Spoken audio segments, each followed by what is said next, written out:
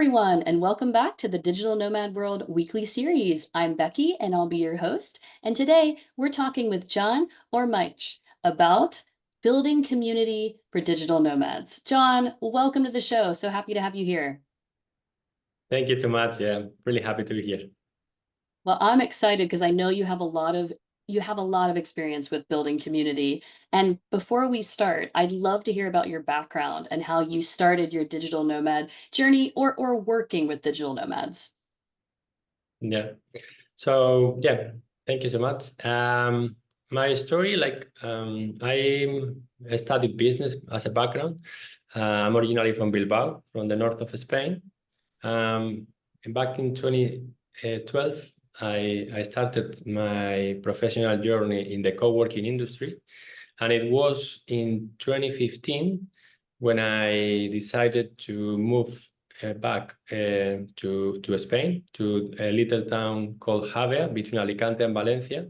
And in 2015, with another co-founder, we decided to open a co-living space for digital nomads.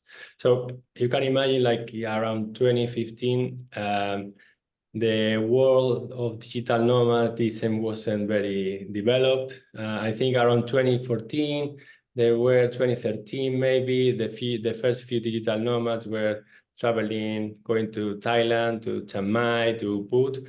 So those were kind of the first few years of this trend of working remotely and traveling. And then, yeah, here in Javea, where we set up our co-living space, we saw that there was an opportunity, that the digital nomads, of this new trend of digital nomadism, of these people who had to travel where they work, they were finding kind of challenges when they were looking for accommodation. Some people, they were staying in hostels. But of course, a hostel is not the ideal place for digital nomads to stay, to work, to be productive. Other digital nomads were going to hotels, Airbnbs. At some point, Airbnb was also operating to maybe some apartments. But of course, maybe the conditions to be productive were higher, but the lack of community and connections in those places was also a problem. So that's when this new trend of co-living spaces for digital nomads was an opportunity, and it started to show up in different places, and that's how we kind of ended up into getting into this world of digital nomads. And it's been 9 years already, so you can see it's been a while. Yeah, that's amazing. You're one of the originals, one of the OGs in this space for co-living, I would say. Like you said, there wasn't so much happening in 2014 and 2015. So I am curious, have you always been passionate about community? How do you think that the way you grew up influenced your passion for community building? Oh, that's a deep question. Well, it can go very deep. I do believe that community building is very connected to how you relate or connect with other people, what is important in your own life, and what was missing maybe in your own life. So I always had this willingness to build connections with different people. But it wasn't until I was running this co-living space for 2-3 years that I realized how deeply connected was my kind of mission to create the spaces where people connect to my personal life. We were in one of these events that we used to do in this co-living space. We sometimes had like a skill sharing sessions, and there was this guy who was running a skill sharing session about how to find your life purpose. So I volunteered to kind of see if he could help me find my life purpose in this short session. It came out from this that the lack of or the fact that I didn't felt very at home when I was living with my dad, and it made me actually want to create spaces where people feel at home. So the fact that I wasn't feeling at home when I was younger made me also kind of find this purpose of creating places where people feel at home. So that's a bit my connection, right, between why I feel passionate about building community and how deeply connected that to my personal life. And actually, making people feel at home and building community is somehow quite connected, because maybe you can picture yourself in an environment where you feel at home. When you feel at home, you feel kind of safe, you feel relaxed, you feel open to be vulnerable because you feel like in a safe space. And I think actually like that is the most efficient step to build community, right? Because at the end, to me, community is a space where people are truly themselves and are open to connect with other people. They feel safe in an environment where they can actually be themselves and talk about any type of topics. So yeah, that's a bit how can I connect you the dots between my life in the past and my passion in the present. Thank you for sharing that. I'm wondering, how did you manage to create community once you realized, okay, I want to make people feel at home. How do you make people feel at home in your spaces? What are some of the ways you did that? Mm-hmm. I think that is something really important, and I can imagine many people or digital nomads traveling around the world, and it will be a good questions to ask themselves, right? Like when did they felt at home, and when they didn't feel at home.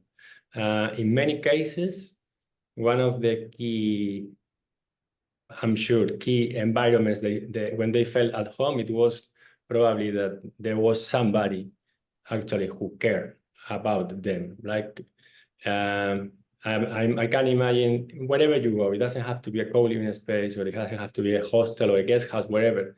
If you arrive there and the person that is hosting you is somebody who is making sure that you are feeling okay, asking you if you need anything, giving you something as a present, even when you don't even ask about it.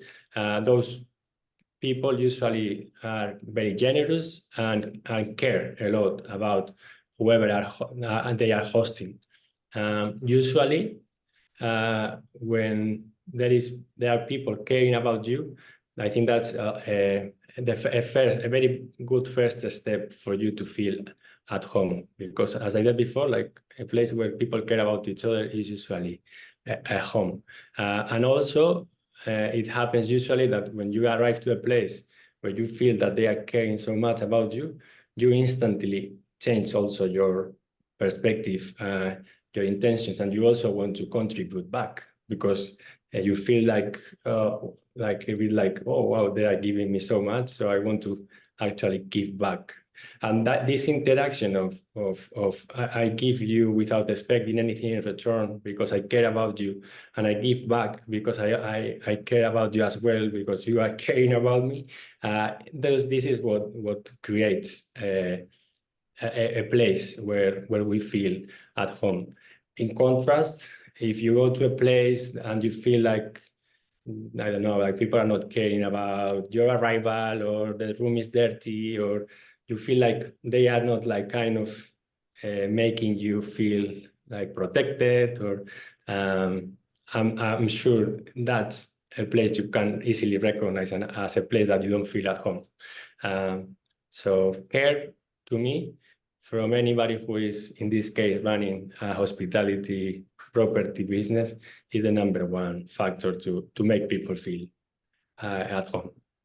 Yeah, I think so many good points here. Like the very first way that you're greeted, the way you take care of your own space, and yeah, really showing people that they matter, they are being listened to there. Like you said, they're going to want to share Mm-hmm. and contribute. That's a question I had as well, is how important do you think it is for co-living members coming to a space to need to contribute themselves and not just get everything from the space. There's one space in Hmm. particular, I'm not going to name it, but I was asked before I came to have something to share, like a seminar, a workshop.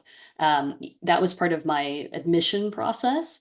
And I remember being very struck by that, like, wow, I really have to, be part of this. And it actually made me much more connected in the end.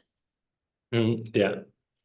It all goes down into caring about others. Like if you are invited to provide something or to contribute something to the community, at the end, what you do is you dedicate your time, or you share your skills, or you share your cooking skills with others, and you genuinely do it with generosity.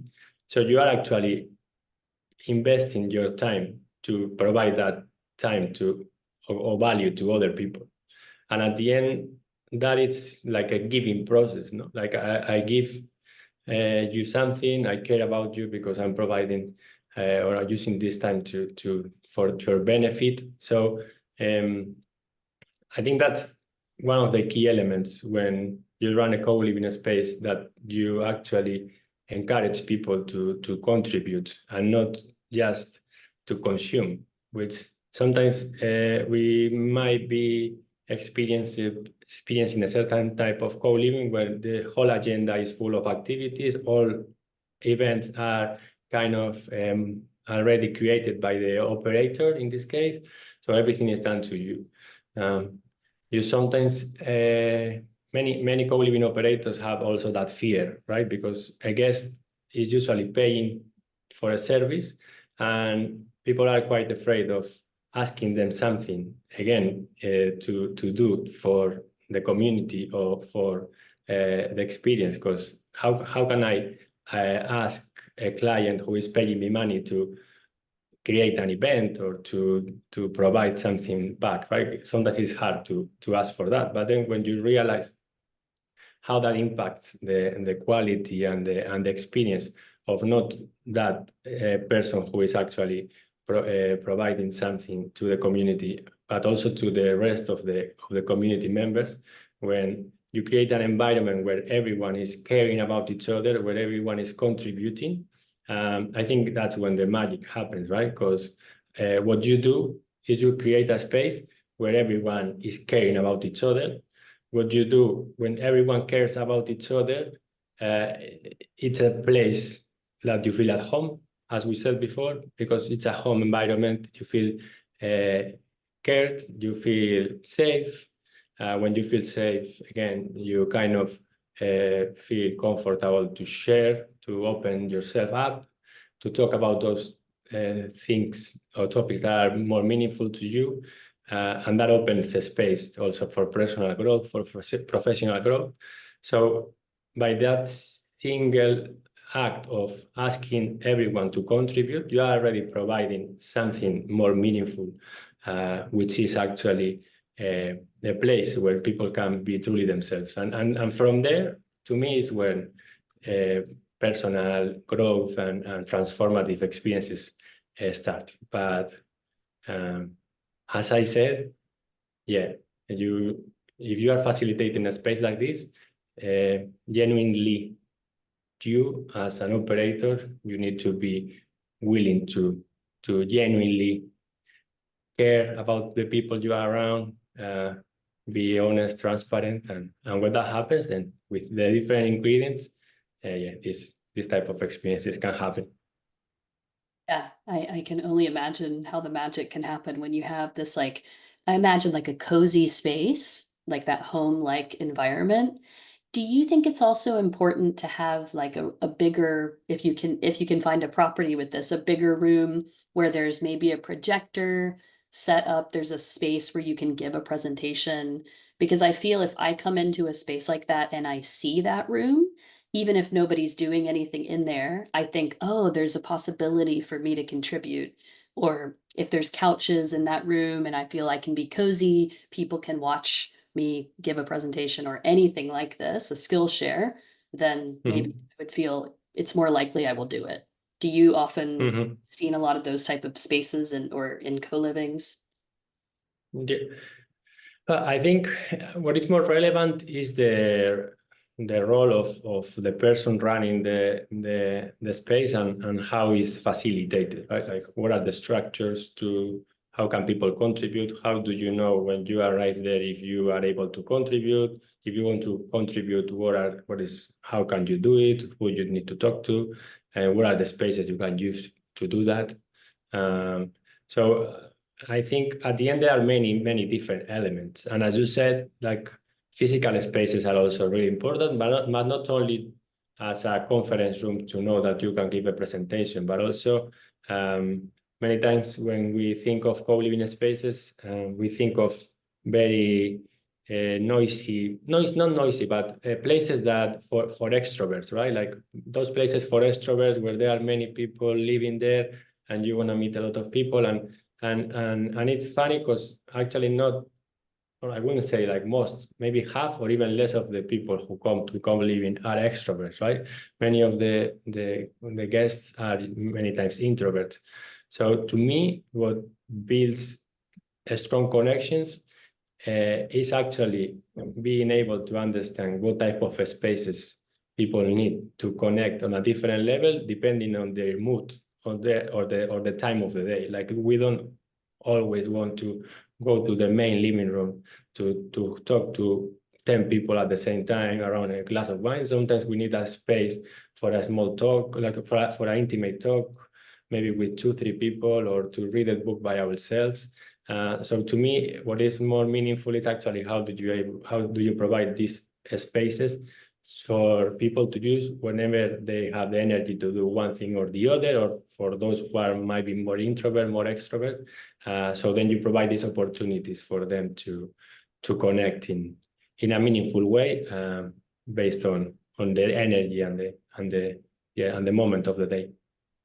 Yeah, I think variety of space is very important. So Mhm. I mentioned the Mhm. the big room with the couches and the projector potentially. What are some other spaces? Can you give a few examples of these different spaces you're talking about? Mhm.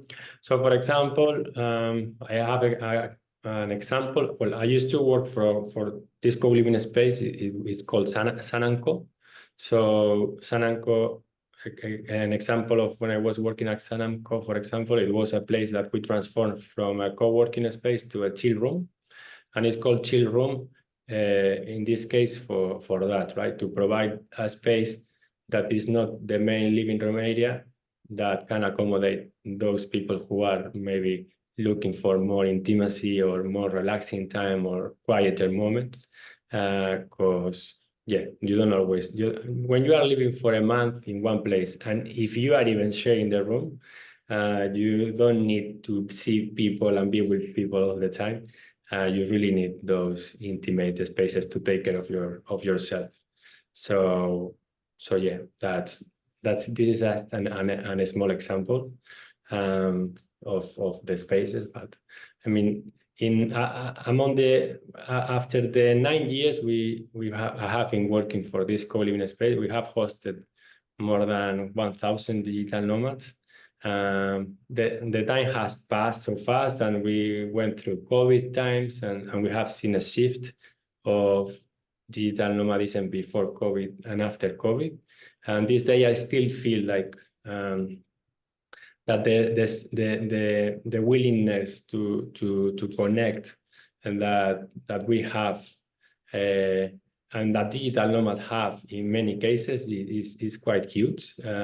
So I think co-living spaces are one kind of a space that can easily fast track these relationships. But yeah, of course, there are other places, other type of relationship that digital nomads can build in different places, and I think the the world of how digital nomads connect in different places, it's just starting.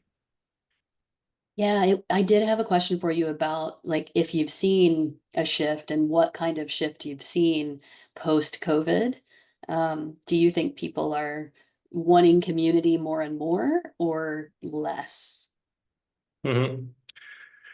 Uh, well, the quick answer is yes, that I think people are questioning themselves more things. And I think people are questioning themselves the way they used to live and how they would like to shift that lifestyle.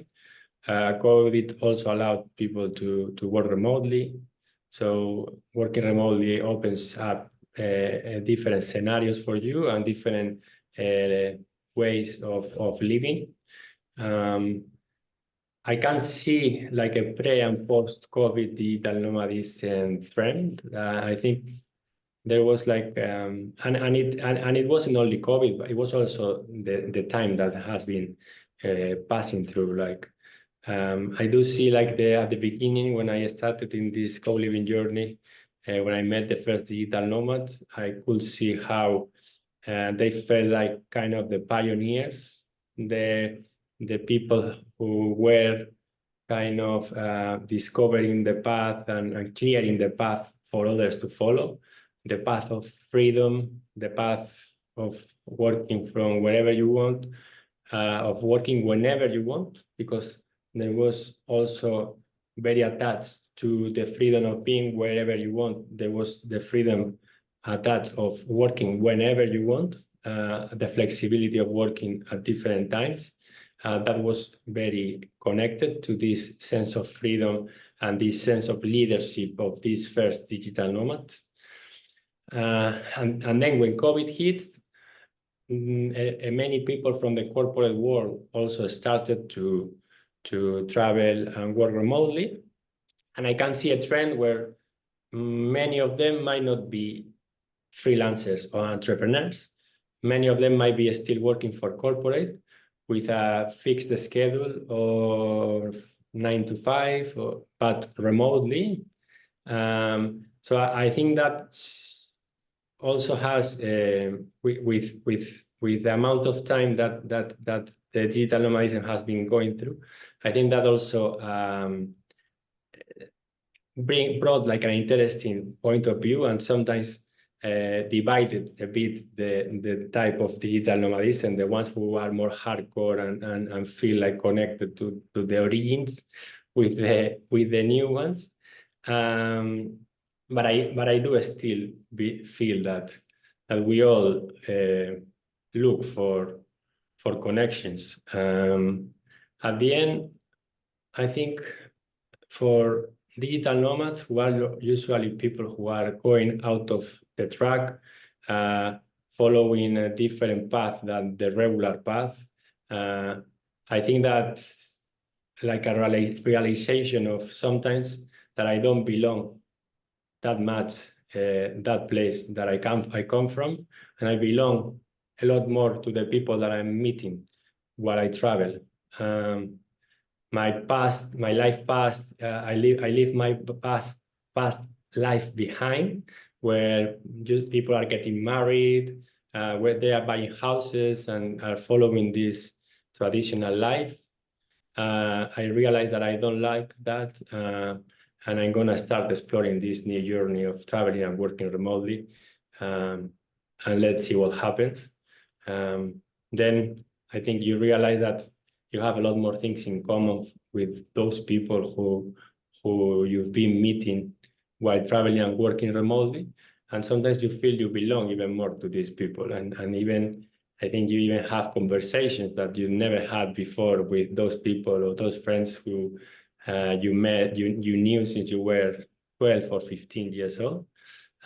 What happens with this new realization and sense of friendships and belongings is that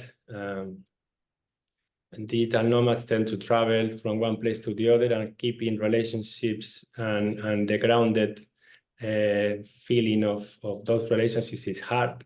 So yeah, I think there is a point where after COVID or before COVID, but as a digital nomad, that you realize, okay, now what's next, right? Like how can I build this a strong relationship, or how can I build my own community? Like I've been popping from one community to the other, but what is my community and how can I stay in one community because I want to feel a bit more grounded. Anyways, like I was just saying a few thoughts, but I think yeah, people are the digital nomads in this case. We all are seeking for love and relationships and belonging. We'll see how how is going to be the future of belonging and community is going to look like for digital nomads who have been traveling for a while and maybe are looking for something else. Yeah, thank you for sharing those thoughts. There's so much in what you said.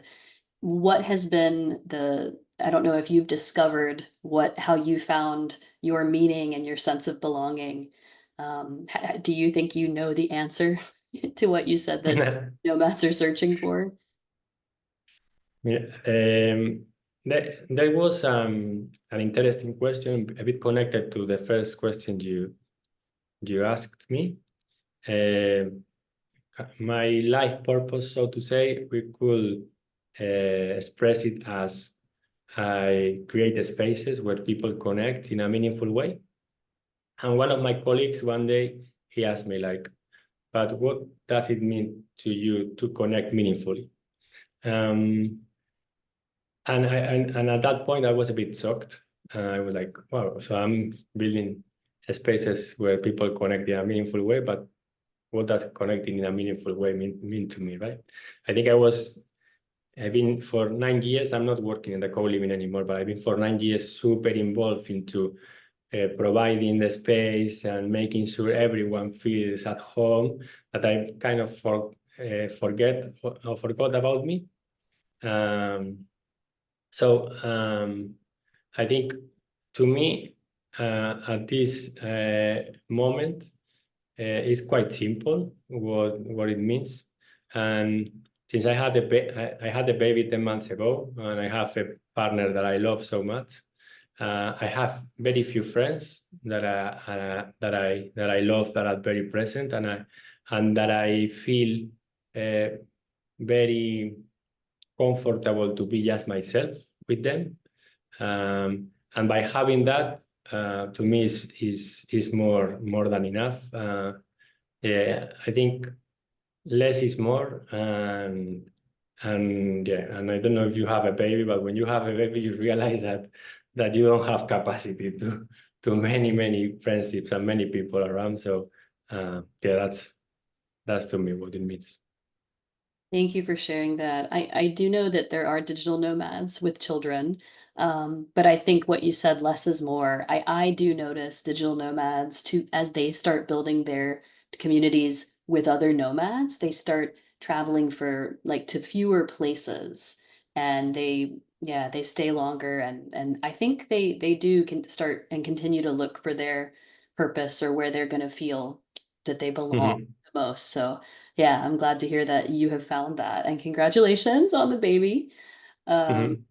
I do have another question for you about the co-living and the co-working. Do you Mm-hmm. do you think it's important, or do you think that community definitely grows if you are in a co-living and you're working there? Like, would you recommend, do you think it's a better situation for nomads to go find a co-living so that they're co-working and living with the same people? Mm-hmm. To me, it's not that much that you live and work with the same people, which is important, of course, and the amount of time you might spend with the same people is higher. But I wouldn't say it's that co-living and co-working is together. I would say that it's the type of people that co-working space or co-living space attracts. So and it usually happens to be successful if a co-working space, just a co-working space, is focused mostly on digital nomads. What's usually that means people who stay between 2 months, 3 months, 1 month, 2 weeks. So maybe like a length of a stay that might be a bit shorter. And I think what it's important is that you have in your space the people that is willing to invest their time on meeting the people that are around themselves. What I'm saying with this is like, for example, if you go to as a digital nomad, you go to Barcelona, for example, and you go to a co-working space that is full of locals, probably the chances that you will relate and make friends there is going to be harder because they already have their own life. So they go to work there. Usually the average stay is maybe more than a year. So they might not be very willing to invest their energy into meeting somebody who is going to stay only for a month. Plus, they already have their own friends there. So yeah, the chances that they're going to be interested in building a relationship with you and the rhythm of wanting to do things that a digital nomad might have is going to be completely opposite to somebody that is local. But if your co-working space is focused on people who are staying 2 months, 1 month, most of them are nomads. And so the activities that are designed are for this type of people. The willingness to make friends that a digital nomad might have in a co-working space is going to be a lot higher. So the chances that you go there and you make friends quickly is going to be a lot faster. So that co-working space is going to be a lot more interesting for a digital nomad. The same way, if you go to a co-living space, that usually the average stay is 15 months, for example, and as a digital nomad, you want to stay for a month, it's going to be really hard for you to build these relationships. But again, if you go to a co-living space that the average stay is 3 weeks or 1 month, and all of them are digital nomads, again, you will make friends as soon as you cross the door. So, and then on top of that, I don't think the co-living spaces or co-working spaces for digital nomads are ready, but I can already start seeing co-living or co-working spaces that not only focus on just digital nomads as a generic term, like some spaces are more focused on personal and professional transformation, for example, or some retreats for digital nomads are more focused on mindfulness. I'm sure that and other co-living spaces might be more focused on business growth. So at the same time, when you can choose from co-living spaces for digital nomads, for example, but if your topic or your point of interest is more connected to one or the other, again, that is going to influence so much the quality of the relationships you're going to build in that specific co-living space, because the people that you're going to find there are going to be a lot more aligned to you. Like if you go to a rural co-living space that has 20 inhabitants and the life you live there is just a small town and there is nothing else around but the people you're going to meet there, probably that co-living space might attract a certain type of people compared to a co-living space in Lisbon, who it's a big city and might be more attractive to a different type of people. So as I said, like depending on your interest, it's also, I think, relevant to choose those locations or co-living brands that are more aligned to your own values, because the impact on the relationship is going to be higher. At the same time, if you have the co-living and the co-working space all under one roof, it's just a matter of chances, right? Like the more opportunities you have to connect with the same people because you see them in different moments of the day, and then the higher the chances to build the relationship with them. Yeah, definitely. Well, John, thank you so much for sharing all of these insights with us as somebody with so much experience building community. I hope people watching or listening, if you've been thinking about finding a community, that this has given you some ideas about the best one for you. And also, if you're running a space or thinking about starting one, it might also make you think about some of the spaces you can create. So, John, is there anything else that you'd like to add before we go? No, my one small thing maybe I would like to add, like some digital nomads are a bit skeptical when they look at the prices of co-living. I will encourage them to make sure they choose the right one, to give this first chance, and I can say out from my experience that the people who came to the co-living space that I founded to San and Co, like we barely have regrets, and the prices were quite high. So before judging co-living, I will encourage you to try first, because it's quite surprisingly positive, the outcome that usually comes from these spaces. A really good point. It can really impact your experience if you come with an open heart and an open mind versus not being sure about, the value that you paid. Mhm. So thank you for sharing that. So if people want to follow you, where can they go, John? The easiest place is to go to my LinkedIn. Is usually probably it's easier if they see my name and my Yes, surname written we're gonna put somewhere, that. and Yeah, and we'll they put that they again. can type that on LinkedIn, and they can connect with me there. And then I'm also working with two, mainly as a consultant and as advisor for different co-living spaces, and as a community experience designer. And I'm also working very hand in hand with two co-living projects. One is called Nomadic, and the other one is called Rural, with double O, Rural. So yeah, they can follow the journeys of these other two co-living spaces, and see where it goes. Yeah, we'll also put the links to those in the description. John, thank you again. It was such a pleasure to talk with you, and I hope you have a great rest of your day. Yeah, thank you, Vicky. Thank you.